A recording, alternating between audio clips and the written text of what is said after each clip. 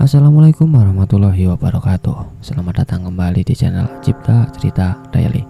Dan pada kesempatan malam hari ini, gua akan membawakan sebuah kisah yang dimana kisah ini ditulis oleh Bristory dengan judul Tumbal Persugihan. Tapi sebelum masuk ke inti ceritanya, alangkah baiknya bagi kalian yang belum subscribe channel ini, kalian bisa bantu kami dengan mengklik tombol subscribe yang ada di bawah ini agar channel kami menjadi semakin lebih berkembang dan kami menjadi semakin lebih bersemangat dalam membawakan konten-konten kisah horor buat kalian. Oke, tanpa banyak basa-basi lagi, mari kita langsung saja ke ceritanya.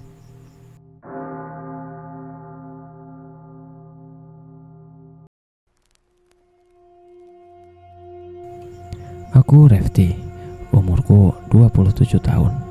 Di sini aku akan bercerita tentang peristiwa seram yang aku alami 7 tahun yang lalu, dan ketika itu umurku masih 20 tahun. Jadi begini ceritanya. Waktu itu tahun 2013. Ketika itu aku tinggal di Malang di rumah Tante Mai. Jadi Tante Mai ini adalah adik bapakku yang nomor 4 dari 7 bersaudara. Beliau tinggal di Malang karena memang bersama suaminya punya usaha di kota apel itu. Suami Tante Mai, Om Roy, lebih sering keluar kota dalam rangka mengurus bisnis yang digelutinya. Jadi praktis hanya ada aku, Tante Mai, Rifka, yaitu anak laki-laki Tante Mai, dan 3 orang asisten yang membantu mengurus rumah dan segala keperluannya. Iya, hanya kami berenam yang tinggal di rumah besar dan mewah ini. Rumah besar dan mewah? Benar, Tante Mai dan keluarga menempati rumah yang menurutku sangatlah besar dan mewah. Rumah 2 lantai, memiliki 8 kamar besar, perabotan mahal mengisi setiap sudut ruangan. Rumah ini juga berisi di atas tanah yang sangat luas, nyaris 1 hektar, dan karena itulah halaman dan pekarangan yang dimiliki jadi sangat luas juga. Kolam renang menghiasi halaman belakang.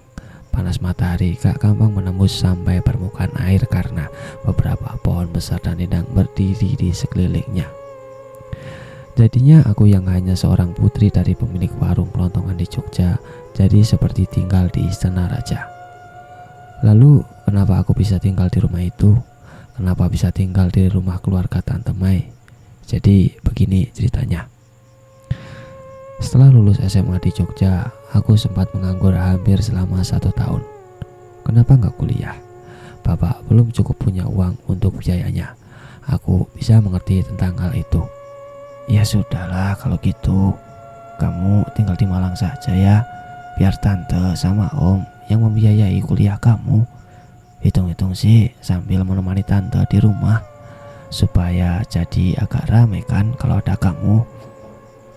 Begitu ucapan Tante Mai ketika datang berkunjung dan mengetahui kalau aku menganggur setelah lulus sekolah. Aku sungguh senang mendengarnya. Kebaikan Tante Mai bisa jadi merupakan jalan keluar dari keinginanku untuk kuliah. Ya sudah, singkat kata, bapak dan ibuku setuju aku berangkat ke Malang dan tinggal di rumah Tante Mai. Hingga akhirnya sekitar awal tahun 2013 aku memulai hidup di kota Malang, kota besar yang sama sekali belum pernah aku kunjungi sebelumnya. Aku akan bercerita sedikit tentang keluarga Tante Mai. Yang aku ingat, Tante Mai dan Om Roy menikah pada pertengahan tahun 90-an. Sebelumnya mereka adalah teman sekolah. Pernikahan mereka dikaruniai 2 orang anak, Mala dan Rifka. Mala adalah anak pertama perempuan.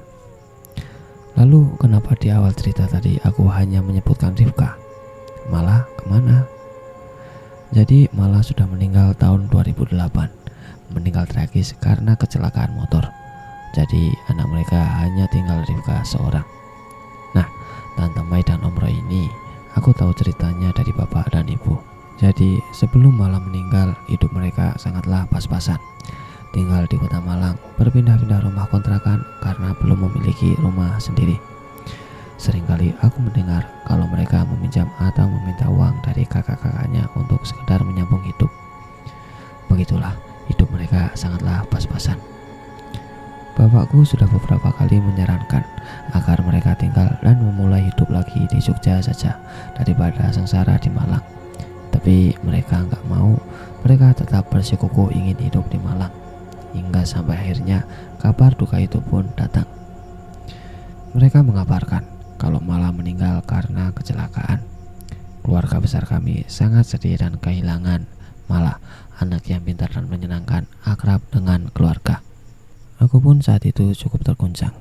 Tetapi sepeninggal Mala, aku dengar kalau Tante Mai dan Om Roy hidupnya secara perlahan mulai membaik. Kata bapak, usaha yang mereka rintis mulai banyak membuahkan hasil. Pelan-pelan mereka bisa melunasi hutang-hutang dari keluarga maupun orang lain yang sebelumnya selalu meminta atau meminjam uang. Mereka mulai bisa memberi dan membantu keluarga lainnya. Hingga sampai akhirnya pada tahun 2010 mereka akhirnya mampu memiliki rumah sendiri. Waktu itu rumahnya bukanlah rumah yang mewah yang aku ceritakan di awal tadi. Masih rumah gak terlalu besar, tapi kata bapak sudah termasuk rumah yang mahal. Syukurlah kami sekeluarga besar ikut senang dengan keberhasilan Tante Mai dan Om Roy dalam hal ekonomi keluarga. Bapakku anak pertama dari 7 bersaudara. Mereka semua lahir dan besar di Jogja, termasuk Tante Mai. Pada tahun 2011, adik bapak yang paling bungsu, Om Seno, terkena PHK di perusahaan tempat dia bekerja. Sejak itu dia menganggur. Ya sudah, Seno ikut aku ke Malang saja ya, bantu usaha kami, bantu pekerjaan Mas Roy, daripada nganggur di Jogja. Begitulah kata Tante Mai setelah mengetahui kalau Om Seno sudah nggak bekerja lagi. Begitulah akhirnya Om Seno berangkat dan tinggal di Malang, membantu usaha yang dijalani Om Roy. Aku yang cukup dekat dengan Om Roy sedikit merasa kehilangan ketika dia akhirnya pindah kota. Umur yang gak terpaut jauh membuat kami layaknya teman dan sahabat. Beliau adalah tempatku bercerita. Tetapi sekitar 6 bulan kemudian kabar duka kembali datang. Om Seno berpulang ke pangkuan ilahi. Dia meninggal mendadak karena kecelakaan kerja, terjatuh dari atap satu pabrik milik Om Roy. Saat itu adalah momen terburuk dalam hidupku, kehilangan Om Roy tersayang secara mendadak. Aku kehilangan sahabat dekat, kehilangan tempat bercerita, kehilangan tempat berkeluh kesah. Lagi-lagi kami sekeluarga berduka cukup dalam. Lalu, sekitar 1 tahun sepeninggal Om Seno, aku mendengar kabar kalau Tante Mai dan Om Roy sudah pindah ke rumah yang baru. Menurut cerita dari bapak dan adik-adiknya, keluarga mereka pindah ke rumah yang jauh lebih besar, lebih mewah, berdiri di atas tanah yang sangat luas pula. Yang sebelumnya hanya memiliki 1 asisten rumah tangga, kini mereka sudah dibantu oleh 3 asisten. Senang, tentu. Kami semua senang mendengar kalau ada anggota keluarga besar yang sudah sangat sukses keuangan dan kaya raya. Ya itu tadi. Sampai akhirnya setelah lulus sekolah aku ditawari untuk tinggal di rumah Tante Mai. Ditambah aku dibiayai kuliah, aku pun tinggal di Malang. Kamu jangan pernah masuk ke kamar itu ya, isinya perlengkapan kerja Om Roy. Nanti dia marah loh kalau ada yang masuk ke ruangan itu. Begitulah kata Tante Mai pada satu waktu pada hari pertama aku tinggal di rumahnya. Sebelumnya aku sudah diajak berkeliling, dikenalkan dengan 3 asisten dan dijelaskan tentang seluruh kamar dan ruangan yang ada di dalam rumah ini sangatlah besar. Kamar yang dimaksud oleh Tante Mai tadi yang gak boleh aku masuki yaitu adalah kamar yang di lantai atas, letaknya di depan sebelah kanan dari kamar yang aku tempati nantinya. Pintu kamar itu tertutup rapat dan sepertinya terkunci karena aku sempat hendak membukanya namun gak bisa. Ini kamar apa ya Tante? Tanyaku ketika Tante Mai muncul dari belakang. Ya itu tadi jawaban Tante Mai. Katanya itu ruang tempat perlengkapan kerja Om Roy. Lalu beberapa kali seperti menegaskan kalau aku sama sekali gak boleh memasukinya. Ya sudah, aku pasti menurut, gak akan berani untuk menentang omongan Tante Mai. Kamar yang misterius, begitu aku menyebutnya. Di rumah Tante Mai, aku disediakan kamar di lantai 2. Kamar besar yang letaknya gak jauh dari tangga, persis bersebelahan dengan kamar mandi. Di dalam kamar sudah tersedia perabot mahal, tempat tidur empuk dan nyaman, lemari besar tapi tanpa TV. Kamar yang sangatlah mewah menurutku. Iya, Kunci pintu kamarmu kayaknya masih rusak deh. Tante belum sempat untuk menghubungi tukang untuk memperbaikinya. Aduh, selalu saja lupa tante ini. Begitu kata Tante Mai ketika kami sedang di meja makan. Dan benar saja, pintu kamar kuncinya rusak. Bisa tertutup tapi nggak bisa dikunci. Ya sudah, nggak apa-apalah. Toh di rumah ini terbilang aman. Lagi pula aku terkesan gak sopan kalau selalu mengunci pintu kamar. Hari pertama dihabiskan dengan berkenalan dengan lingkungan rumah serta penghuni lainnya. Hingga gak terasa akhirnya malam pun tiba. Aku bersama Tante Mai dan Rifka bersantap makan malam di rumah meja makan. Berbagai macam makanan lezat tersaji di atas meja marmer besar yang aku yakin pasti harganya sangat mahal.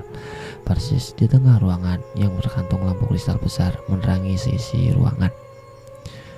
Sampai pada saat itu, aku belum juga berhenti terkagum-kagum dengan segala harta di rumah yang dimiliki oleh Tante Mai dan Om Roy. Benar-benar seperti istana dengan perabotan layaknya untuk raja dan ratu. Sungguh kaya mereka. Ya udah, kamu istirahat dulu ya. Pasti capek kan seharian ini. Tante Mai menutup percakapan kami malam itu. Setelah itu kami masuk ke kamar masing-masing. Oh iya, di lantai 2 aku sendirian. Gak ada lagi yang menempatinya selain aku. Tante Mai dan Rifka masing-masing ke kamarnya di lantai 1. Para asisten rumah tangga kamarnya paling belakang, terpisah dari bangunan utama. Jam 9 malam aku sudah berada di dalam kamar. Isi kepala masih terus saja berkutat pada kekaguman akan kekayaan kehidupan mewah yang dimiliki oleh Tante Mai dan Om Roy. Mereka pasti sudah sangat bekerja keras untuk mendapatkan ini semua. Itu yang ada dalam pikiranku. Mungkin sekitar jam 12 malam akhirnya aku bisa tidur. Dan tidurku pun cukup nyenyak. Tapi gak lama. Ya, tidurku nyenyakku gak lama. Sekitar jam 2 aku kembali terjaga. Sejak masuk kamar mandi, sengaja aku gak matikan semua lampu. Aku hanya nyalakan lampu kecil di meja belajar untuk sekedar menerangi, supaya gak terlalu gelap. Sepertinya aku terbangun karena semilir angin dingin yang mengelus tubuh. Anginnya berembus masuk melalui pintu kamar yang dalam keadaan terbuka. Pintu kamar terbuka? Iya, aku sendiri juga heran. Kok pintu kamar bisa terbuka? Ya walaupun gak terbuka penuh, hanya setengah. Seingatku tadi aku yakin aku sudah menutup pintu sebelum tidur. Mungkin karena tertiup angin, jadinya terbuka. Begitulah pikirku. Karena terbuka itulah aku jadi bisa melihat keluar. Celahnya cukup bagiku untuk memperhatikan gelapnya suasana kamar. Sangat gelap. Ruangan tengah lantai 2 sangat gelap. Gak ada lampu menyala, barang satupun juga. Belum saat lamanya aku diam memperhatikan gelapnya di luar. Belum 100% sadar setelah terjaga. Aku juga masih berusaha mengumpulkan niat dan tenaga untuk bangun dari tidur lalu menutup pintu. Seiring bergulirnya waktu dan mulai terbiasanya mata melihat dalam remang, aku merasa kalau ada yang mengganggu pandangan. Ya walau gak begitu jelas, tapi sepertinya aku melihat ada sosok di ruang tengah. Sosok itu berdiri diam memperhatikan aku yang masih terbaring di tempat tidur. Masih berbentuk siluet hitam, tapi aku jelas melihatnya. Kira-kira siapa itu? Beberapa detik aku terus memperhatikan, sampai kemudian timbul niat mendekati pintu untuk memastikan. Aku pun bangun dari tempat tidur, lalu berjalan ke pintu. Tapi setelah sampai, tiba-tiba bayangan hitam itu gak ada lagi. Sudah gak ada di tempatnya lagi. Kira-kira kemana ya perginya? Mungkin salah lihat. Begitu pikirku. Aku pun mulai menutup pintu rapat-rapat dan kembali tidur. Hari berikutnya, aku jalani dengan kegiatan yang sedikit banyak menjadi kesibukan baru. Entah itu membantu pekerjaan rumah, antar jemput Rifka sekolah, membantu usaha Tante Mai, apa saja aku lakukan untuk mengisi kekosongan. Belum ada kegiatan perkuliahan karena waktu itu pendaftaran masuk universitas memang belum dibuka. Seiring berjalannya waktu juga, aku juga jadi lebih akrab dengan penghuni rumah, termasuk dengan para asisten rumah tangga. Mbak, memang kamar atas di depan kamarku itu isinya apa sih? Kok seperti misterius sekali, gak ada orang yang boleh masuk? Tanyaku pada Mbak Ning pada suatu ketika. Mbak Ning adalah salah satu ART. Oh, kamar itu ya Mbak. Saya juga gak tahu sih pastinya. Lah, wong saya juga ndak pernah boleh masuk walaupun hanya untuk membersihkan, dan pintunya pun selalu dikunci. Begitu jawab Mbak Ning. Aneh sih. Tapi ya sudahlah, aku nggak bertanya lebih jauh.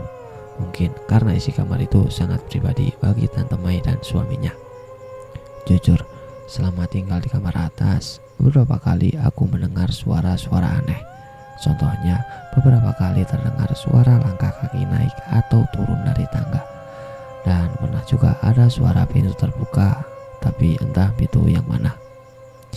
Tapi yang cukup membuatku merinding yaitu beberapa kali aku melihat ada bayangan hitam tinggi besar melintas lewat depan pintu kamar.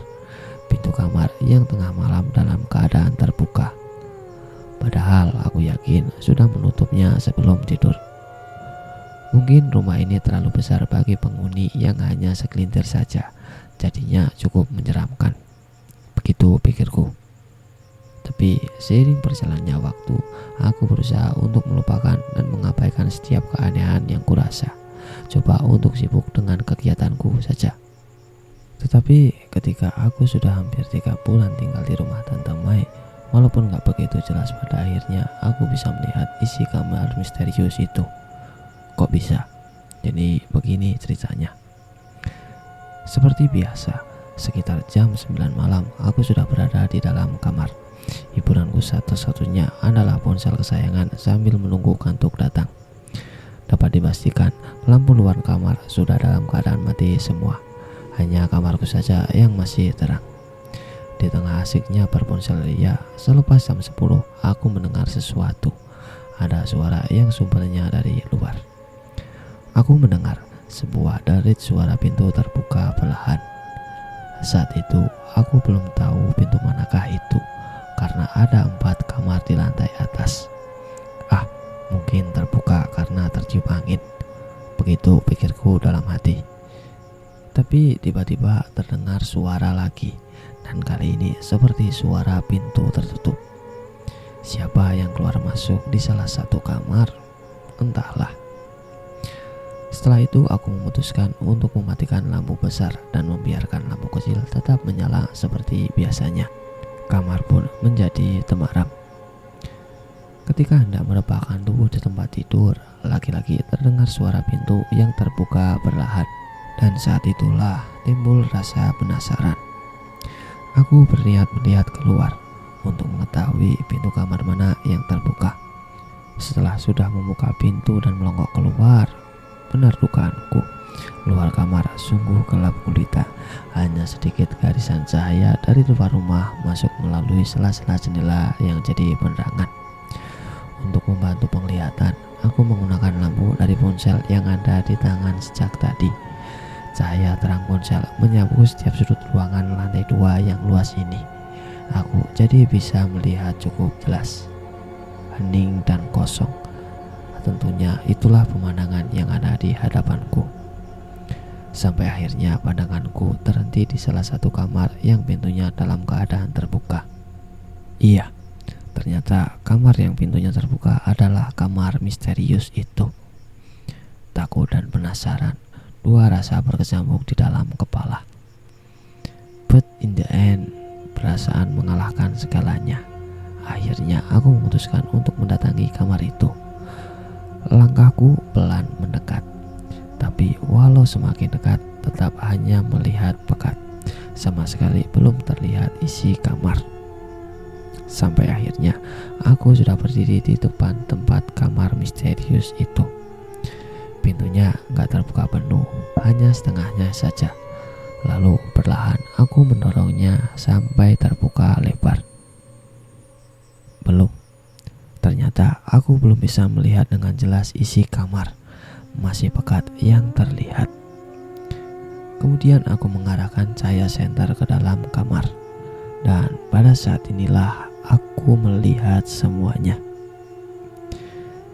Jadi yang pertama aku lihat adalah tempat tidur besar berkelambu di sisi kiri. Rangka ranjangnya seperti terbuat dari besi kokoh. Kelambunya yang bagian depan dalam keadaan terbuka, sehingga aku dapat melihat kasur di dalamnya. Di atas kasur bertebaran banyak kuncup bunga. Gak tahu persis jenis bunga apa, tapi akhirnya aku tahu dari mana asal wanginya bunga yang beberapa kali tercium di lantai atas. Dinding di sekitar ruangan tertutup seluruhnya dengan kain berwarna hitam. Kain hitam itu menutupi sampai ke langit-langit.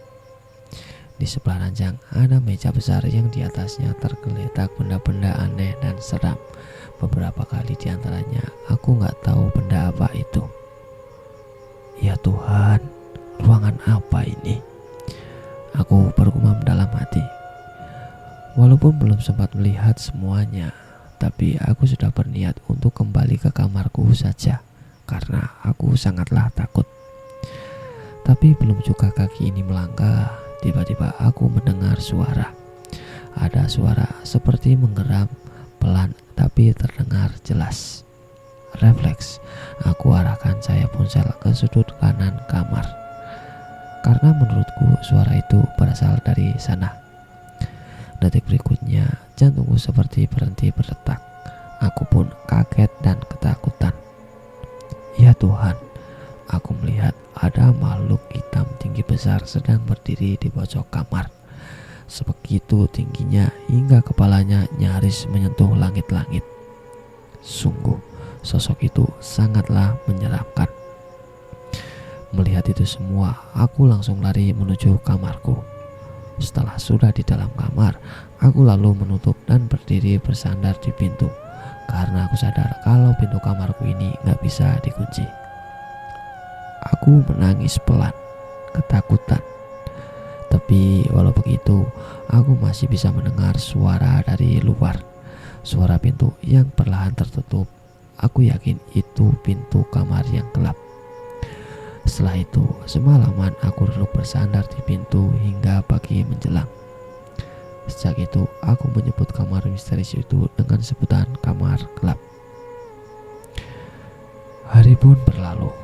Aku terus jalani hidup di rumah Tante Mai. Tante Mai memenuhi janjinya untuk membiayai kuliahku. Sekitar bulan Agustus, aku mulai berkuliah. Tapi semua kejadian seram di rumah tetap aku rasakan. Terus saja kejadian yang membuatku gak betah di sana. Ditambah entah sudah 2 atau 3 kali aku mengalami mimpi aneh yang menyeramkan. Di mimpi aku didatangi makhluk tinggi besar yang sering aku lihat bergentayangan di dalam rumah dalam gelap. Sosok makhluk itu sungguh sangat menyeramkan. Aku gak mampu untuk menggambarkannya. Di dalam mimpi, ketika makhluk itu datang, tubuhku sama sekali gak bisa bergerak. Aku hanya bisa menangis. Kemudian dia meraih tanganku, menyeretku, menarik tubuhku dengan kasar. Lagi-lagi aku hanya berteriak dalam diam, amat sangat ketakutan. Lalu akhirnya kami seperti berada di tepi jurang yang sangat dalam sampai aku gak bisa melihat dasarnya. Tiba-tiba makhluk yang menyeramkan itu mengangkat tubuhku lalu melemparku ke dalam jurang. Di saat inilah biasanya aku terbangun tidur, tersengal-sengal, berkeringat, lalu menangis jadi-jadinya. Beberapa kali juga aku bercerita kepada bapak dan ibu tentang semua yang aku alami di rumah ini melalui sambungan telepon. Aku ceritakan semuanya. Mereka hanya bisa menenangkan, meminta aku untuk kembali ke niat awal, yaitu berkuliah, dan jangan pedulikan hal-hal lainnya. Untuk sementara, aku berusaha untuk turuti omongan mereka, berusaha kuat untuk menghadapi semuanya. Ya, hanya sementara. Masih lekat dalam ingatan. Waktu itu, suatu hari di bulan November, hanya beberapa hari setelah hari ulang tahunku, sepulang kuliah sekitar jam 5 sore, aku sampai di rumah. Ternyata Tante Mai dan Rifka sedang gak ada di rumah. hanya ada 3 ART. "Pada kemana ya Mbak?" tanyaku ke Mbak Ning. "Tadi jam 3 berangkat ke Surabaya Mbak. Rifka sih pengennya jalan-jalan, pulangnya bisa sore," jawab Mbak Ning. "Jalan-jalan? Kenapa mendadak? Kok nggak bilang-bilang sih?" "Ah ya sudahlah, mungkin mereka ada cara mendadak. Tapi yang pasti aku harus bersiap sendirian di rumah ini, di rumah besar ini semalaman." Singkat kata, malam pun tiba.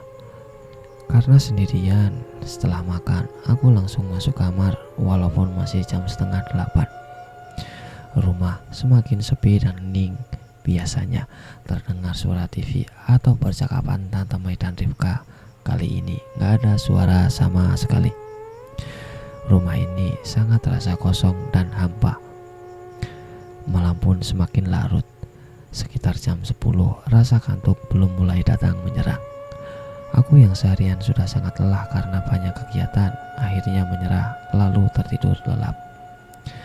Tapi gak lama, jam 1 tengah malam aku terjaga.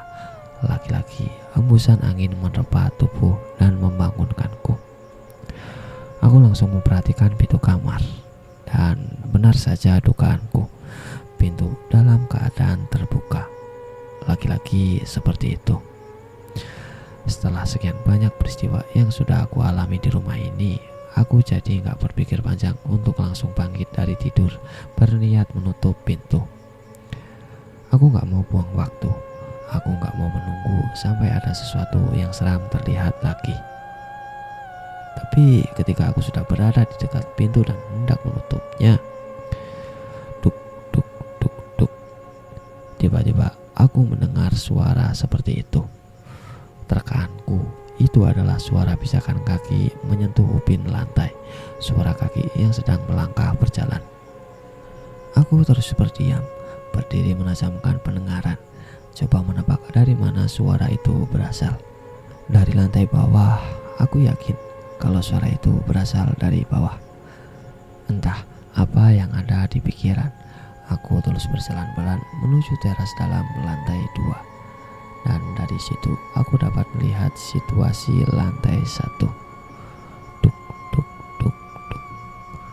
Suara itu masih saja terdengar, sementara aku masih berdiri di pinggir pagar terus memperhatikan ke bawah. Awalnya aku belum melihat apa-apa karena rumah dalam keadaan gelap gulita, hanya sedikit cahaya yang masuk dari luar. Tapi setelah mata sudah terbiasa melihat gelap, akhirnya aku melihat sesuatu. Aku melihat si empunya suara kaki itu. Sosok makhluk tinggi besar menyeramkan. Dia berjalan menyusuri lantai 1, melangkah pelan menuju tangga, tangga besar menuju lantai atas, tempat di mana aku sedang berada. Seketika itu juga tubuhku merinding. Aku ketakutan. Tapi walaupun begitu, aku masih saja diam terpaku memperhatikan semuanya, melihat makhluk menyeramkan itu yang akhirnya sampai juga di depan tangga lalu menaikinya.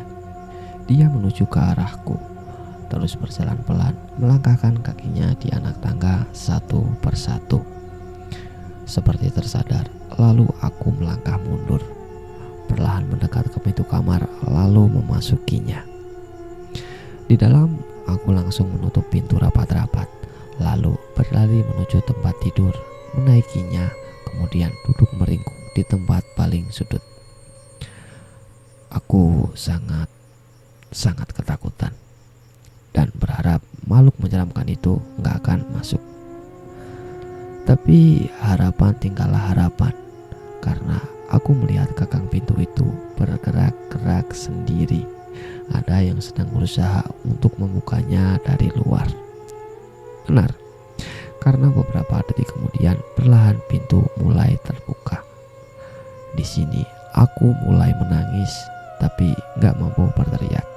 Ketika pintu sudah terbuka lebar, akhirnya aku melihat sosok makhluk tinggi besar itu. Dia berdiri diam memperhatikan. Aku terpaku, tubuhku kaku. Kemudian dia melangkah masuk, dan pada saat inilah aku dapat melihat bentuknya dengan jelas. sangat-sangat menyeramkan. Aku gak mampu menggambarkannya. Sosok itu pun terus mendekat dan semakin mendekat, seperti mimpi buruk yang jadi nyata. Aku merasakan itu semua. Akhirnya dia benar-benar berdiri di samping tempat tidur. Aku hanya bisa menunduk sambil terus menangis. Tapi tiba-tiba ponselku berdering. Ponsel yang aku letakkan di atas tempat tidur di samping bantal. Jadi aku gak susah untuk meraihnya. Sambil menunduk, aku menerima panggilan telepon itu. "Nak, kamu belum tidur? Kok perasaan ibu gak enak ya? Dari tadi ibu gak bisa tidur. Apa kamu baik-baik saja?" Aku mendengar suara ibu di ujung sambungan telepon.